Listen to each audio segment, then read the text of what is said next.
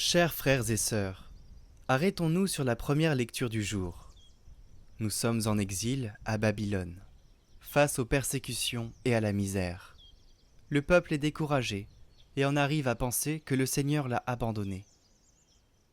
Il se dit en lui-même que son péché est grand et que le Seigneur ne peut jamais lui pardonner. Ce découragement l'amène à se demander s'il faut encore espérer un retour sur la terre de ses pères. Le Seigneur aurait-il oublié d'avoir pitié? Aurait-il fermé son cœur aux cris de son peuple?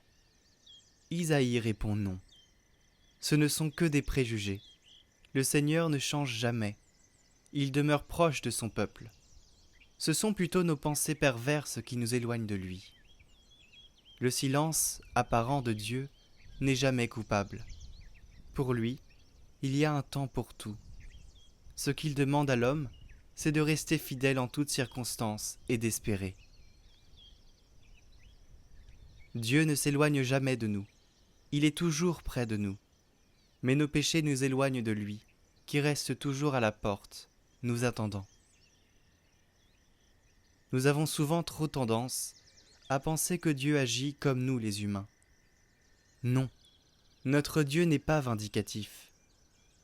Nous ne pouvons jamais le sonder, car il dépasse infiniment et éternellement l'homme que lui-même a créé de ses mains.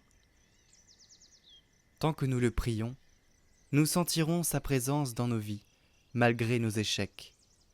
Comme le dit le psaume du jour, il est proche de ceux qui l'invoquent en vérité. Dieu vous bénisse.